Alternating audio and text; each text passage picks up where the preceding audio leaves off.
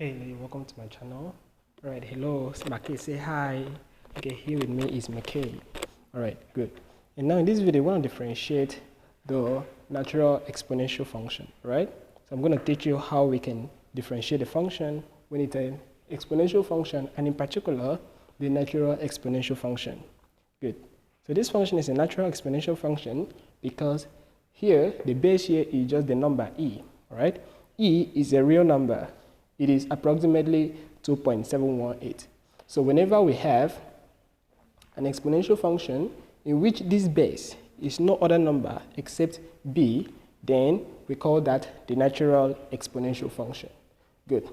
So to differentiate that function, right, we have the derivative of that function called y with respect to x, right? Because this function is written in terms of x. Okay, you see the x at the top, unlike a power function where we have x to be the base and then any number to be the power.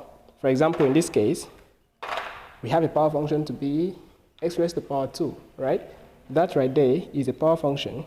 But here we are having an exponential function. X now takes care of the power, right? Good.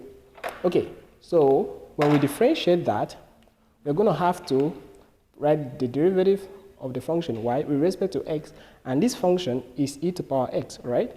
Okay, we differentiate e to the power x with respect to x. Now, this function is a very interesting function because when we differentiate that function, right, the function remains the same after differentiating. It's just like someone who is a well-equipped armor, right? Just a soldier, and you shoot the person doesn't get affected by the bullet. So that's how the exponential function is, right? When it is being differentiated, the value of the function remains the same, all right? So the derivative of this function at any point on the x value, all right, remains the same as the value of the function when evaluated at that point. That is what it means here. Good. So whenever we have e to some power x, the derivative of that with respect to x will give us e raised to the power x, right? So this one, you don't even need to do a lot of work. Okay. Now, in general, this one you need to do a little bit thing. When we have to differentiate a function such as this, e raised to the power some function of x, all right? That g of x there represents some function of x. For example, if you have let's say e raised to the power 2x, all right? This is a function of x. Or we have another one, let's say e raised to the power tangent of x, right? This is e. Then you raise it to a function of x. That is what I mean by this g of x, all right? Any function of x at all. It could be a radical function, a root function, anything. Okay? Okay, good. So the derivative of that will not actually be the same as, will not actually play the same role as this one, where this one remains the same. Here you need to do a little bit more work. You need to differentiate that power, all right? When you differentiate that power, which is g of x, then you multiply it with, you just keep this one, all right, without changing it. Good. Here, we can still say, okay, differentiate this x, the derivative of x with respect to x will give you 1, all right? And then you multiply it with e to the power x. And you know 1 times e to the power x will still be the same thing. Okay, let's solve some examples based on that. So let me say I give you the first example to be y equals to, let's say we want to differentiate e raised to the power of 2x, right, as I've written down here.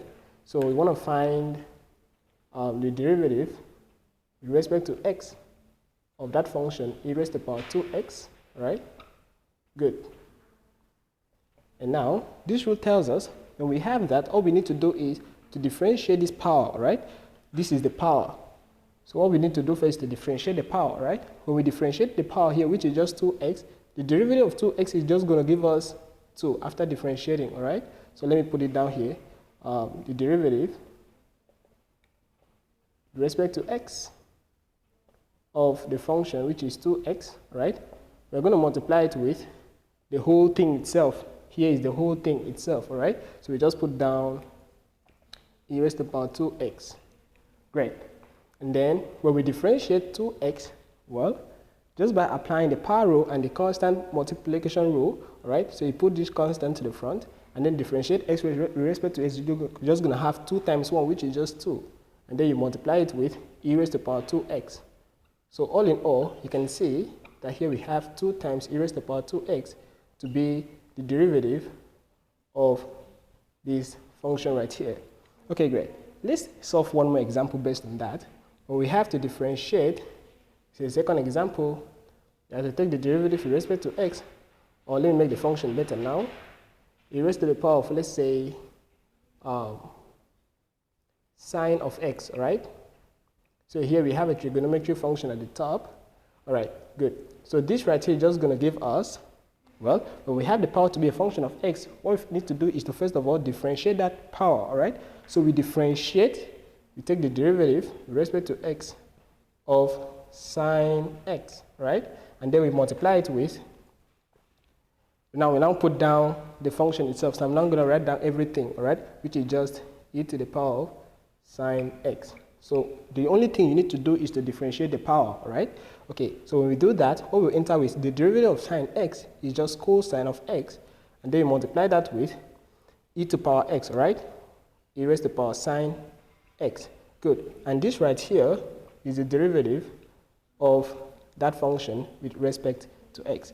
Okay, great. I believe these two examples can set a pace for you, and you can go ahead and solve as many examples as possible. All right, great. Okay, thanks for watching. Please subscribe to my channel.